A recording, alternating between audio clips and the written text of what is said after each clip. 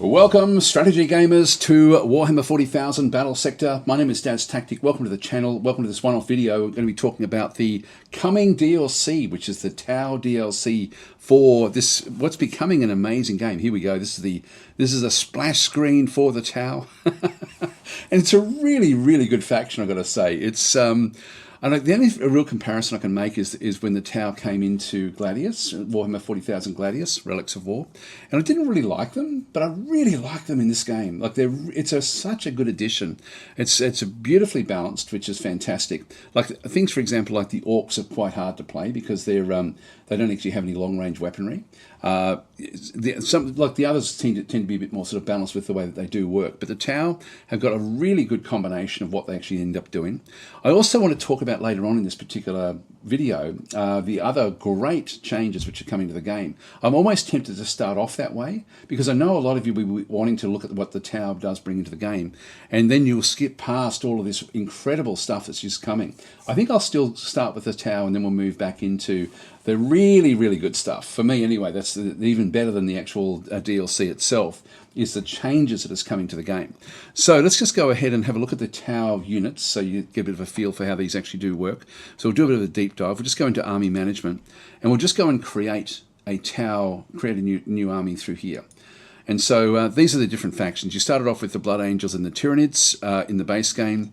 Necrons were added, Adeptus Sororitas, the Sisters of Battle back in through there, the Chaos Demons of Khorne, the Orcs. So these have all been added in over previous months, which is fantastic. And now we have the Tau as well. And I know that this will be probably a favourite for a lot of you guys out there. Before I get started, I do want to thank anyone who has supported the channel, whether that be through Patreon or through getting merchandise or through my coffee.com page. All the links are down below in the description. Anyway, let's move on. So we'll just go give ourselves like a big 3,000 point grouping. We'll start to just put together a bit of an army list. So if you are going to be playing multiplayer or skirmish games, whatever you might do, you tend to have to choose a faction and then build a deck essentially of how you want to play the game. So if we go and confirm this one.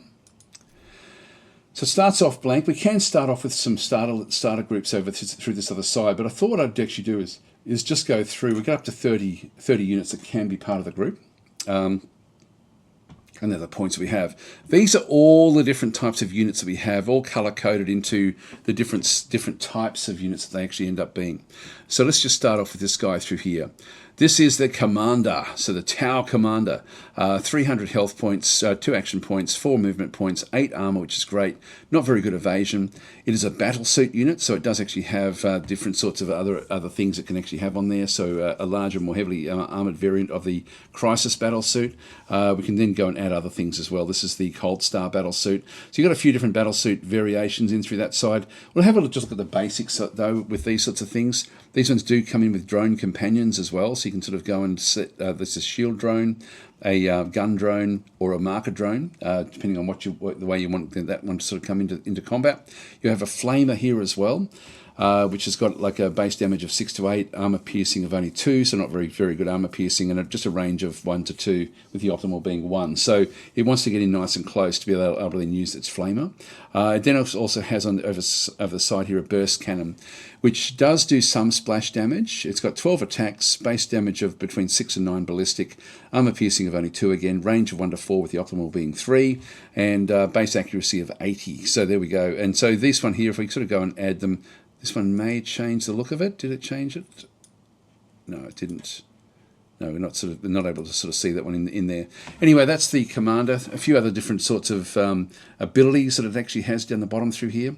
But if we just go and add the unit to the army, I can just go and sort of go and add that one in, for example. So that then chews up 220 points. So 220 points gets chewed up out of the 3,000. So we're sort of getting it up there now.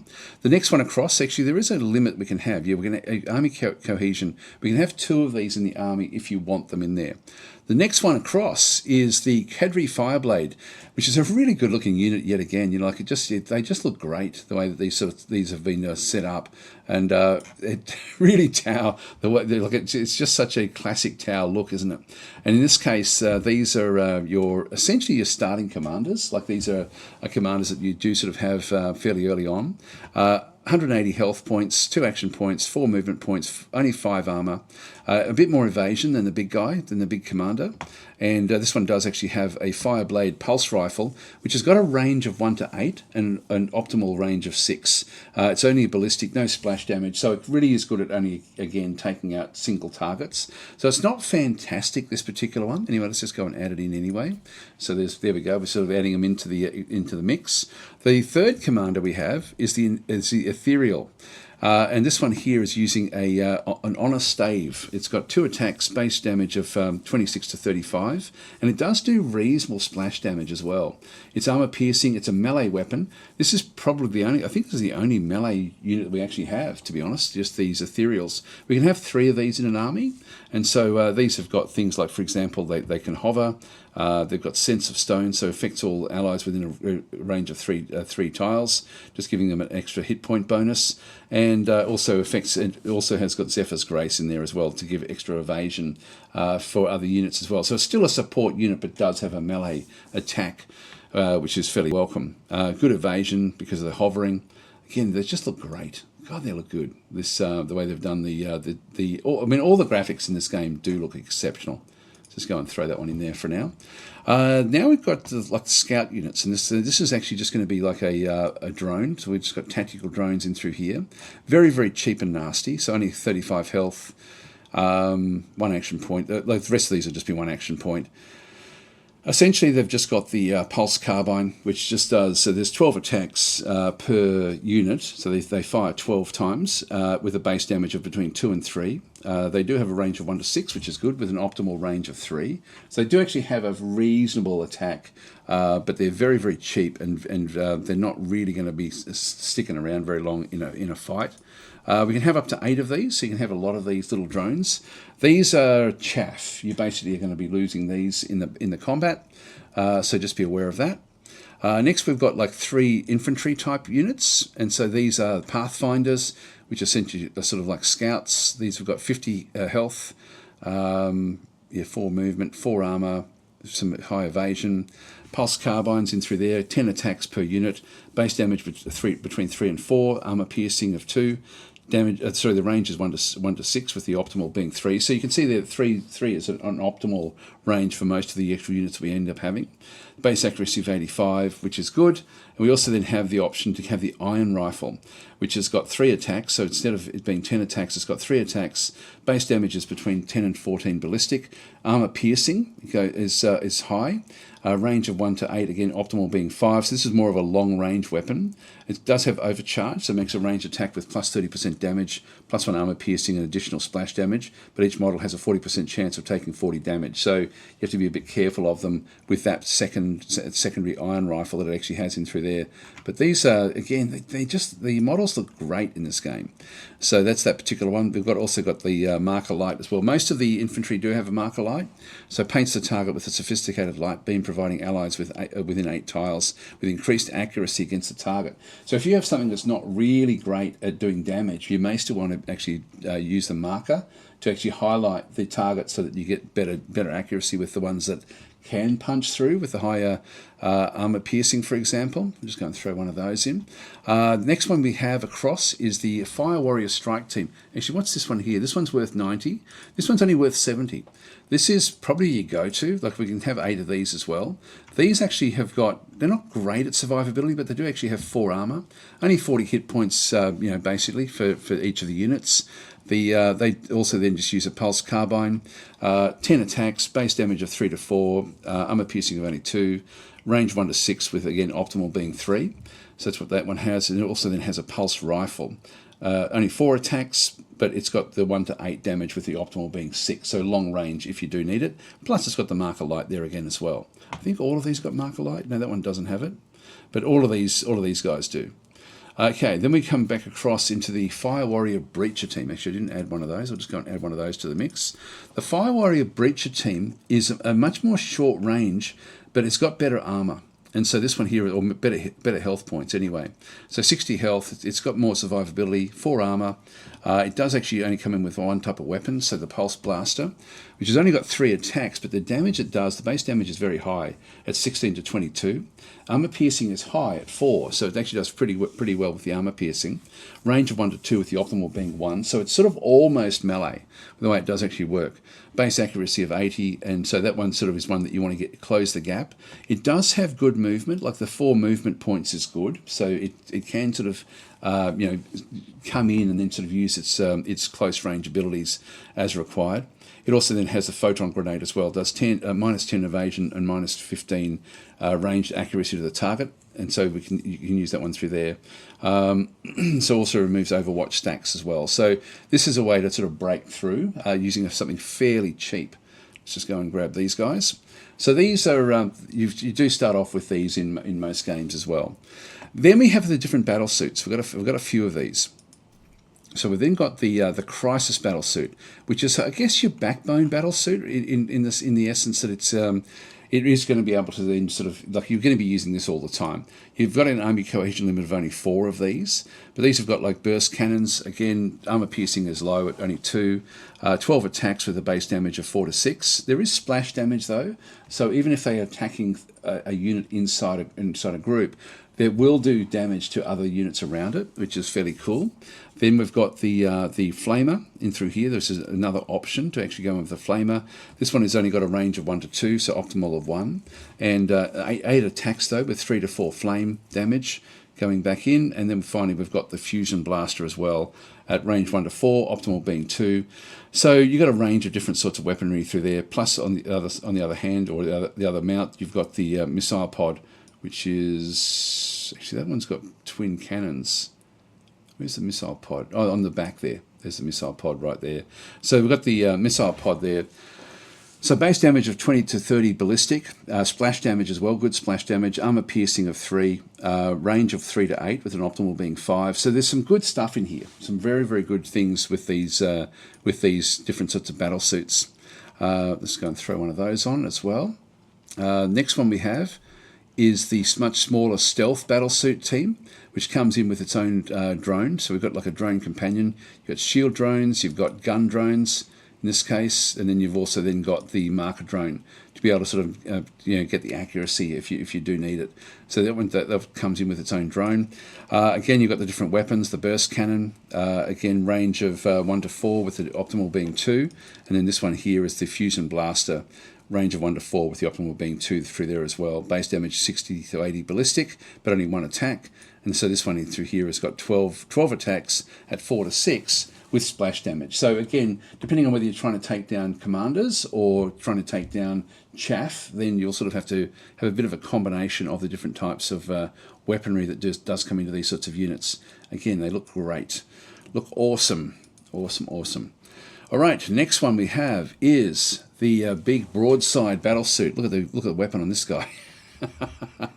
And so its weapon is the heavy rail rifle. Base damage of 120 to 160, only 1 attack. Armor piercing is high at 8. Range of 5 to 12 with the optimal being 10. So this is your long range super sniper to take out the enemy commanders. Base accuracy of 80, so this is really, really cool. And then we also then have a crushing bulk. So 1 attack, base damage of 60 to 80 melee, and splash damage of 36 to 48 as well. Armor piercing 6, this is a melee type of thing where it's just going to use its stomp around on its feet, essentially, to sort of then do more damage, which is very, very cool.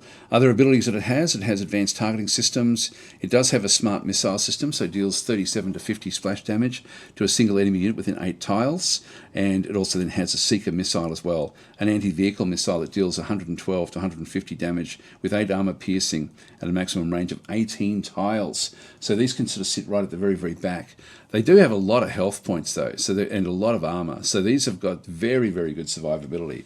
It's sort of funny because like they're going to be way at the back of the battle line, but still able to still actually go to the front if required.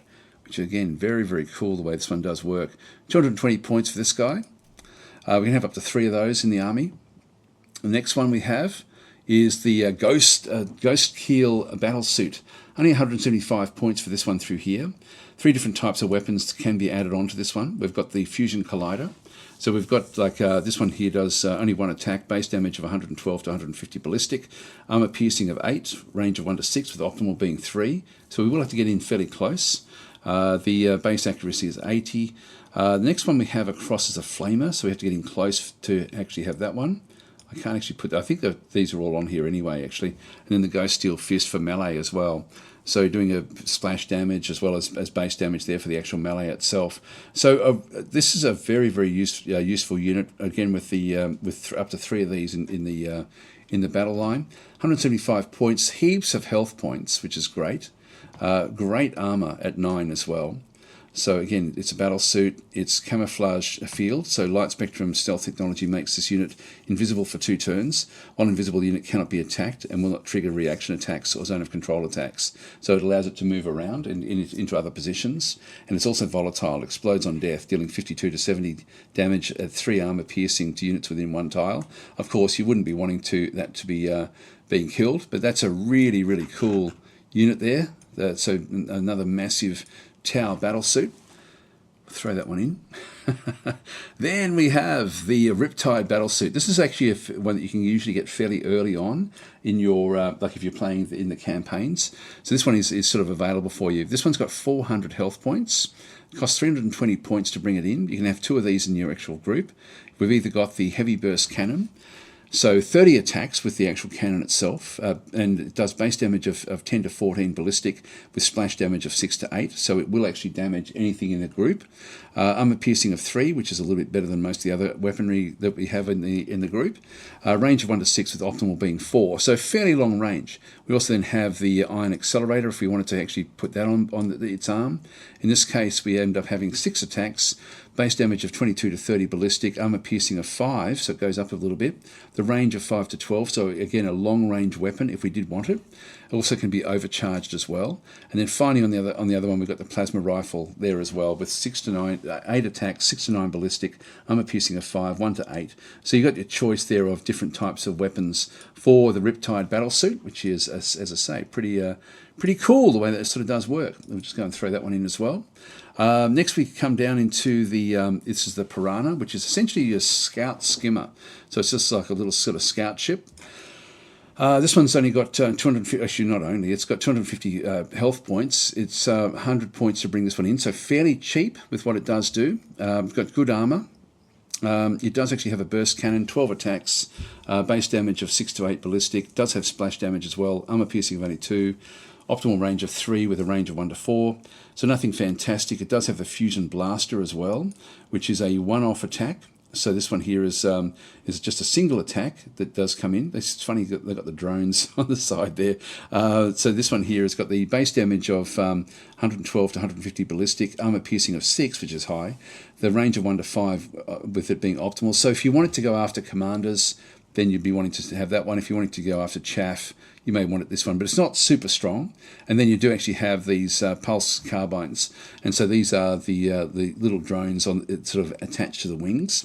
So attacks 12, base damage of 3 to 5, armor piercing of only 2, range of 1 to 6 with optimal being 3. So there's a bit to like about this one. Again, this one is volatile and will blow up if it gets destroyed, and it's got hover as well, so allows moving over short obstacles and ignores movement penalties from terrain. So there we go. There's a few units that do actually hover. So that's the sort of scout type unit.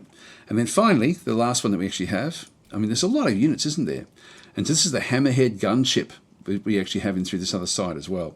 And so this one comes in at 450 health points, 260 points to bring it in. A whopping 9 armor. Not very good at evasion, so it's going to be sort of easier to hit. It's a heavy support unit.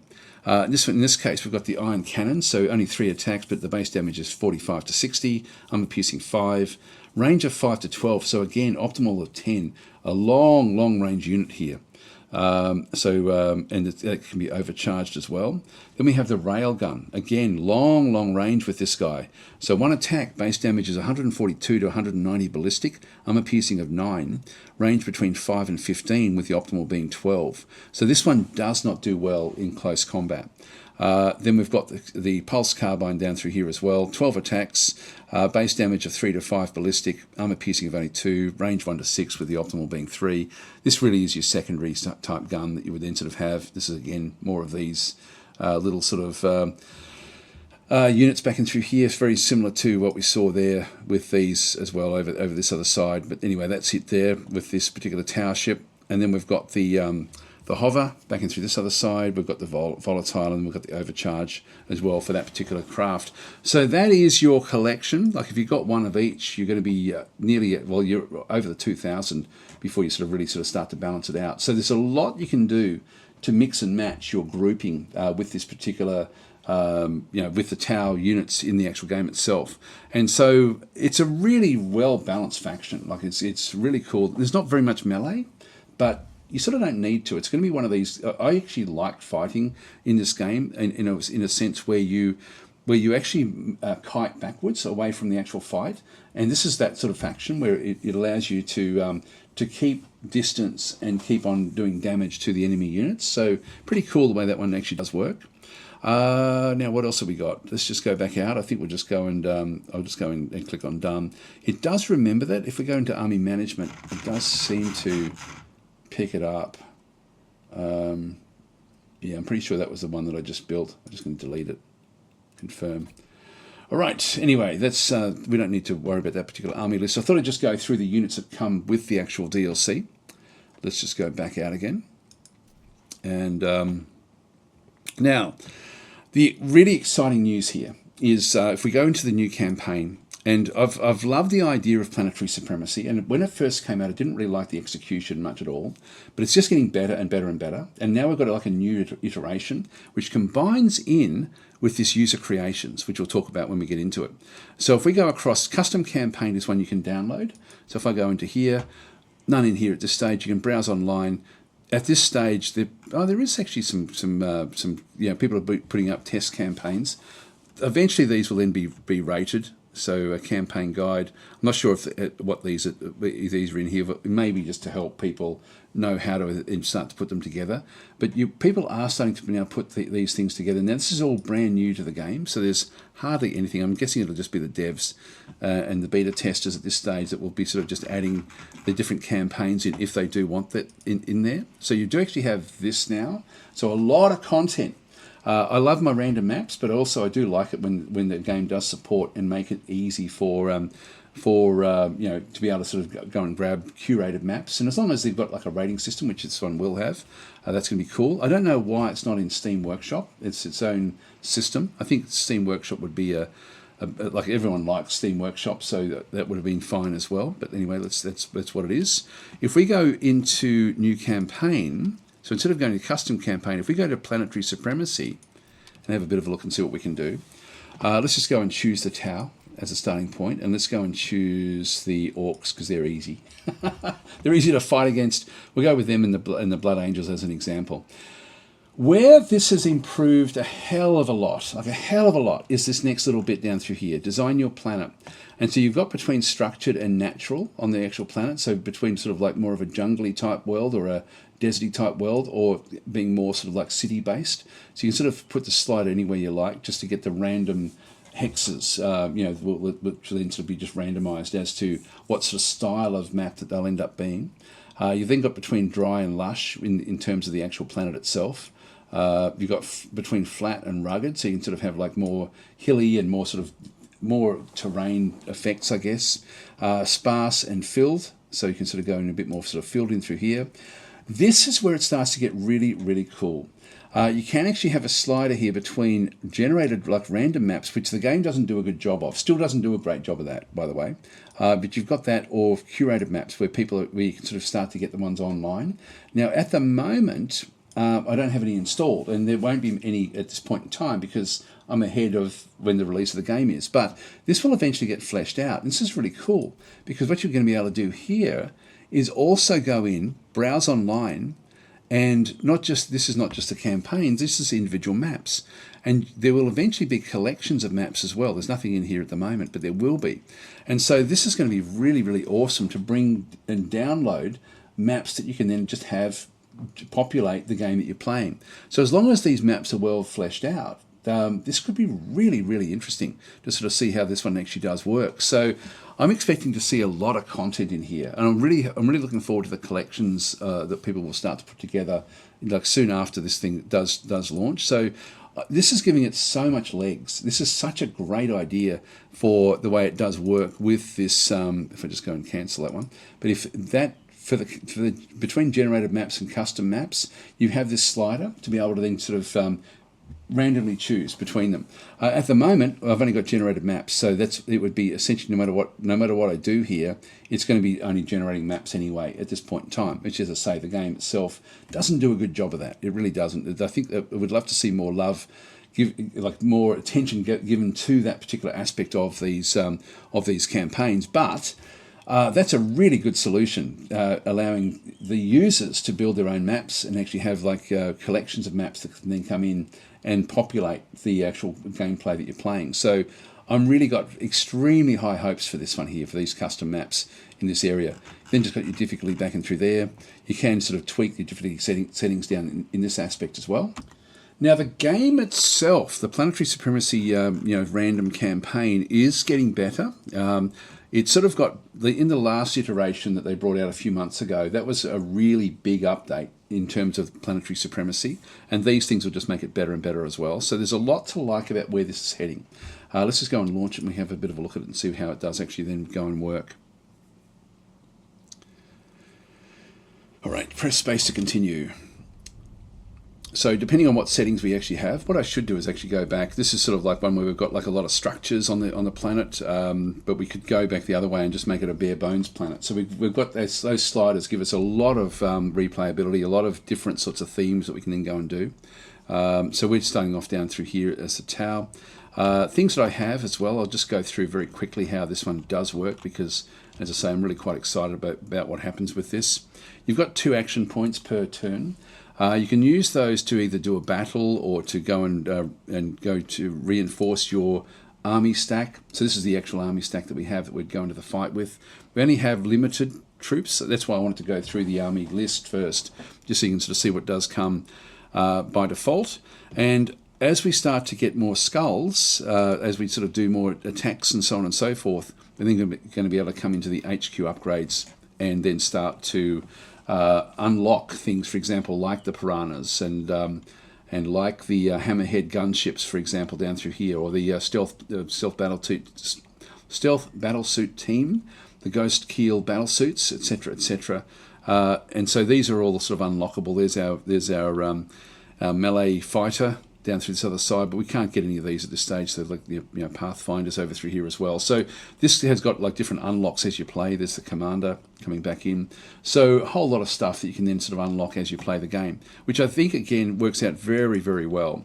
So I really do applaud what they've done with this aspect of the game. It started off being so poor, like it was actually, I was pretty scathing about the way it sort of had come at launch, but they did say that it was really just they were just testing it out at that stage. But I really like where they're heading with this. This is such a great sort of random thing. I know that people are a little bit critical of just having the same random tile, like a battle board type approach. Yeah, it could be better. It could be better. To be honest, it could be better to have like actual terrain that is going to be a little bit more interesting. But this one does give it a semblance of balance, although having said that, these are all randomly placed. So this one here, for example, if we get this one, we have an extra 100 army points to then go and spend. If we go to this one over through here, it's another 100. We just go and close that one. We do actually have some other areas, like what's that one there? That's nothing. That one there is an actual resource, one of these resources up through here. So that's a long way away from where we are. There's 2 there actually, very close in the middle of the map, and there's another one there. That's the 4 of them. Nothing else over this other side. Actually, that's a resource as well. So what are these? Oh, that's just 100 points, 100 points. Actually, that's not, yes, that's a resource. Maybe that's a resource. Yeah, okay, that's a resource as well. So if we're going to go and aim for this one, we may decide to move on up and then across to sort of then jump across into these different areas. But having said that, at this stage, the Blood Angels would also be sort of heading down towards these. I'll just show you how this one actually sort of does work. So if we're happy with the action points that we actually have, I can go in and change my loadout and spend one of the action points to just go and rebuild what sort of stack of forces we're going to have. I'm happy enough with it. I don't really love these guys, to be honest. These little drones. They're 40 points. We've got 10 points left over at the moment. If I do go and start to use the reinforcement, it's going to cost me an action point. Look, I'll do it anyway, I think. Delete the unit. Sure you want to delete this tactical drone unit? I'll just go confirm. This gives me 50 actually. I'll just cancel. What else? Have we got anything that's worth 50? That's 70, 80, yeah, 150, 190, 320. So if I did delete it, that's 40. That would be 90 points left over, which then would then allow me to then get in maybe another one of these Fire Warrior Strike teams. Let's leave it. We've got 2 of these for the price of that one. So just go and cancel. So 2 action points. Let's just go into here, for example. If we go to here, I can just claim it. So I can just go and claim. And it's not going to. There's no defenders here, so we can just go and claim that one straight away. And so that one, and I've only got 1 action point left. So I could go to here next and actually then be ready to go and claim that one the turn after. And so this one is going to give me 200 army points. So let's just go and claim this one.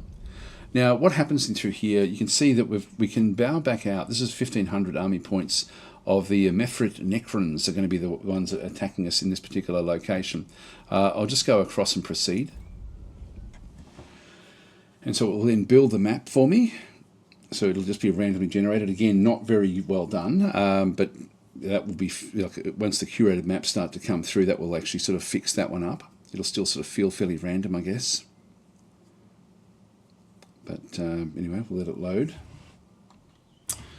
All right, so then we just have our army sort of positioned out this way. If we're not happy with the positioning, we can then go and change it. We do actually have some equipment over here, which is going to be good for us because the Necrons are also long range. So they've got like long range abilities. They can come from any angle, so just be aware of that. You can't just move forward. And really this one is we've got unlimited turns, so we don't have to rush this at all. We have to get up to 80 points, so it's going to be a battle of attrition.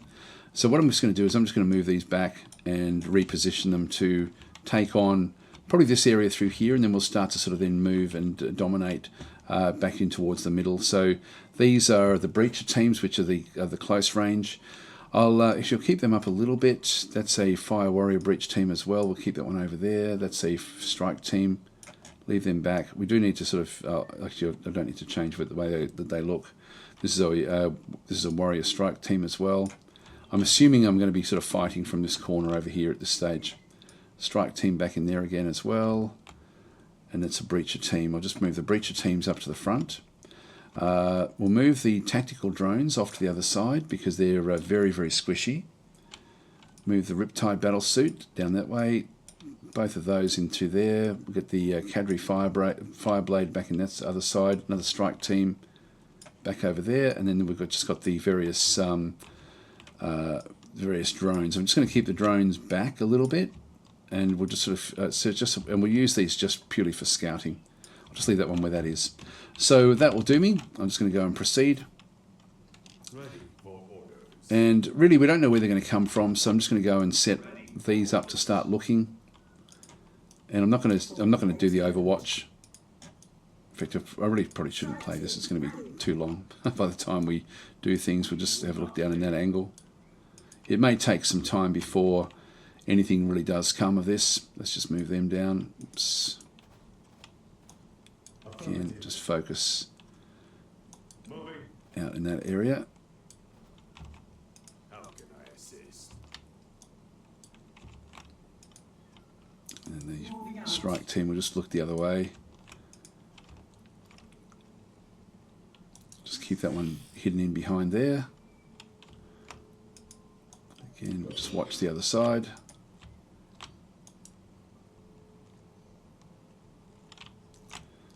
And we'll just watch. They could come in behind us. In fact, I will actually just move this one up as well. Just so we can sort of make sure there's nothing that's going to appear in behind where we actually are. Alright, so that will sort of do me. I'll just go and end my turn. Again, there's no rush because we've got the timer. We're just going to go with basic Overwatch. I'll just fire as soon as anything comes into range. Here they come.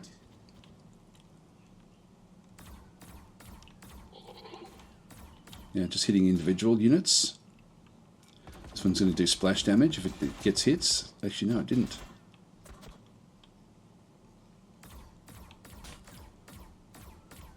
Doing some damage there. So we did actually guess the right way. Hardly any damage coming back in through these. These will have higher armor. I could have changed it so that they had to get a bit closer before anything actually did happen.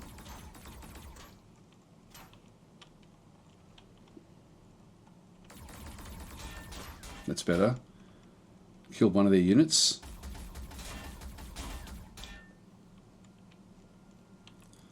And we actually killed all of them, which is good. This is very, very long range.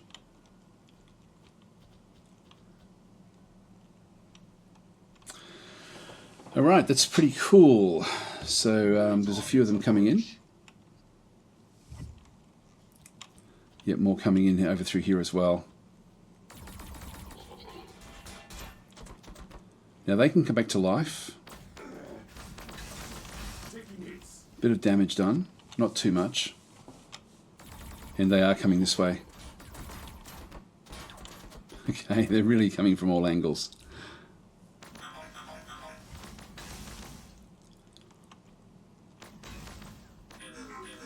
There we go, they've destroyed that one almost.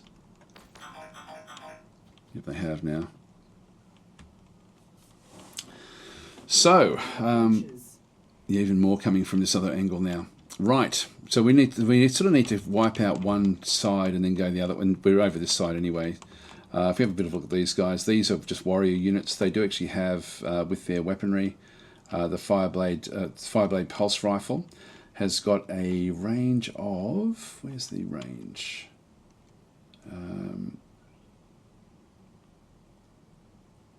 It's not showing me there. I thought it did. Oh, there we go, Gauze Flayer. So this has got a range of 1 to 8, optimal being 3, so similar to a lot of our units as well. The Necrons are very similar to what we actually have. These are also warrior units with the same Gauze Flayer. Gauze Flayer there, so they're all just 3 dots of warrior units. This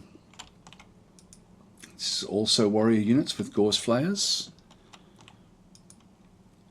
They're also warriors, warriors, and warriors. Okay, so what we want to be doing is splash damage with everything we actually have. And with our Khadri Fireblade, we don't really get that. So he's not fantastic at these sorts of attacks. Now this one here, we do have a 59% chance to hit. So where I am, it's probably about as good as it's going to be with this particular one. Let's just go and fire at it. So minimal damage, but it's just going to help a little bit with just bringing these down. Yeah, one of them just came back to life. They can only do that once. Yes. Now, if I move to there, that gives me the optimum attack that we actually end up having. So I'm just going to move that one up. And we'll hit this one again. Open fire. And again, another one came back up to life. It's down to 3 though.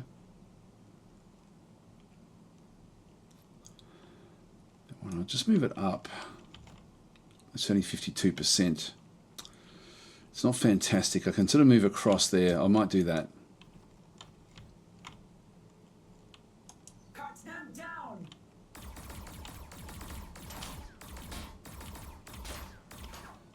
Great. Oh, yeah, no, they've all left. That's good. So we've wiped out that one. It does take a bit of time. That then gives us 12 points. We've lost 3 points because we lost those drones. Now, moving this up. I can move this one up to, say, here and start to get some damage done. Not going to be able to do much with these. But what we might do is just move them sort of across and out of the way slightly. We'll also be able to use these for scouting. We can't really sort of blast in here. We've got the marker light, which, what's the range on that one through there? Paints a target, yeah, Yeah, no target in range for the marker light, unfortunately. So we can only do that one very, very minimally. Another breacher team in through there. I think I'll just march that one across as well and just get it ready to come blasting in next phase. Another breacher team there as well.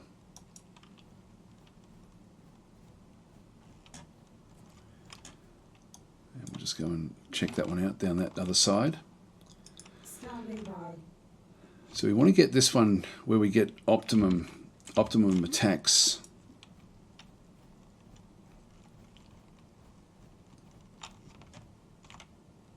Which is 72%, 75% there.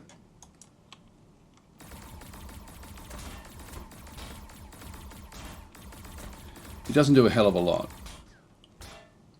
Yeah, not quite enough there. Now this one here, we want to bring this one up as well, just to get the actual, to get the damage. Now through here we do actually have the plasma rifles, which is longer range, but it's only got it's not really going to help us much. This heavy burst cannon is the thing we do want to do. This is going to do 85% chance. We've got damage of 9 to 12 with 30 shots. So this one should, there's 72, 85, 85. Let's go this one over through here. Firing now.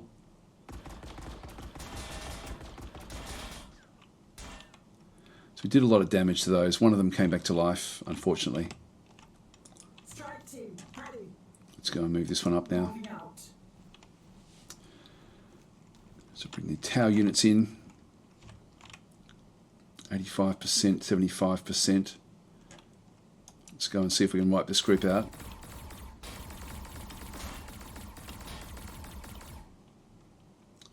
Anyone coming back to life? No. Good. That one's gone. Excellent. Now this unit through here is not going to have a great attack. We'll still move it up. 41%, 45%. Let's go that way.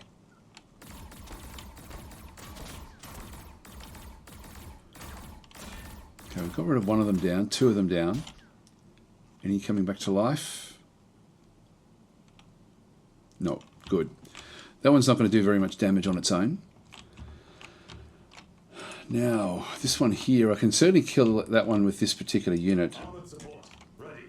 If I just get the Crisis Battle Suit, I can move that one up. Now, I think there was more movement up this other side, so I have to be a little bit careful.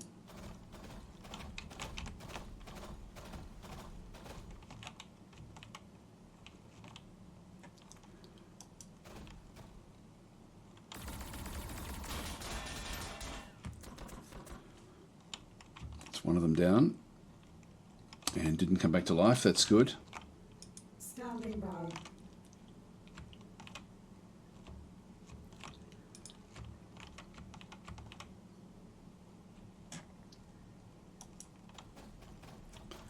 It's probably going to be out of range, I think.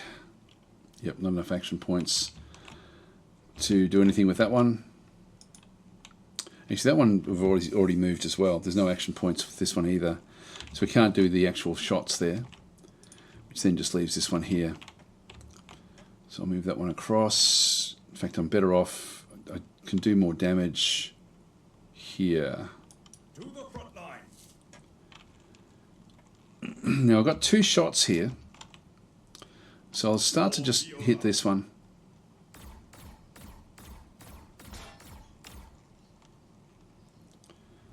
That one comes back to life, unfortunately. We've got another shot. Let's just take it.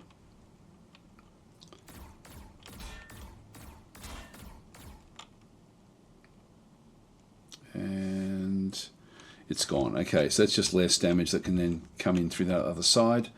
Then we've got these, so we have to just contend with. I'm just going to milk this one and just move these back out of the way.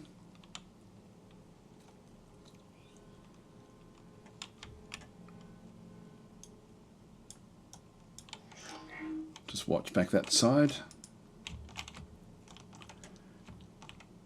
Now I can use these to just do a bit more damage as well, which I will do.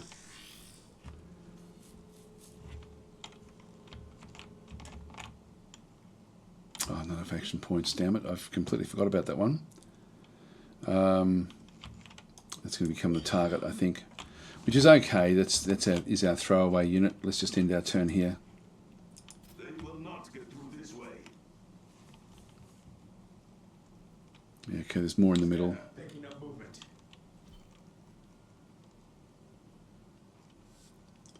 The enemy approaches. Oh! We're under fire. Seek cover. We haven't lost anything. Here they come. Holding. Not much damage coming in against our battle suits. Scanner picking up movement. Great. So we have a unit that's up there, which we're going to be able to sort of scout that one out. What do you need? Now I do want to just move these in and then just kill them off with using the pulse blasters that they've got. And so we're going to be doing a lot of damage in through here. Clear them out. Yeah, did they come back to life? No. Good. All right, next one. Orders.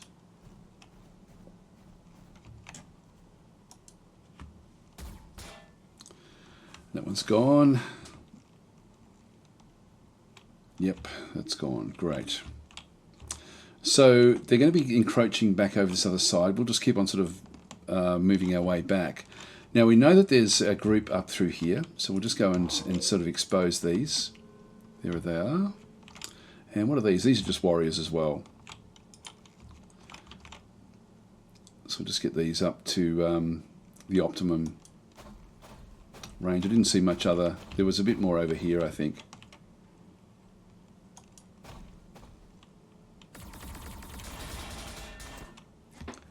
That's one down. One came back to life. That one didn't.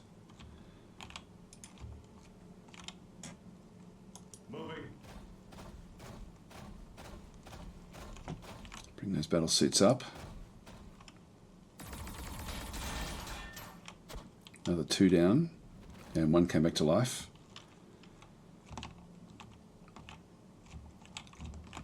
Strike team, ready. It's going to be a little bit too far away. Yes. I can't move these. Actually, this one here can still move one way or another. Ready for orders.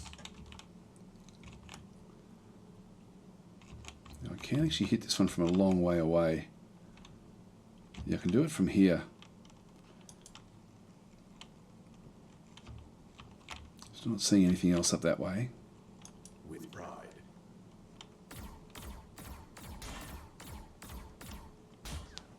It's two down. So the Necrons do have an ability to come back, and we can just finish this one off then.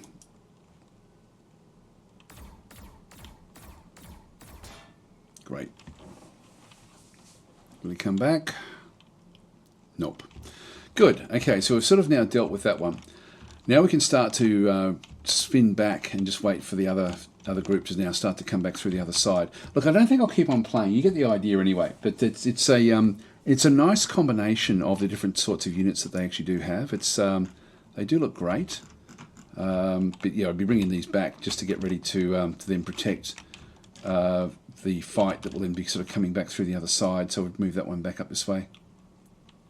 Actually, I probably shouldn't have moved it that far up. Immediately.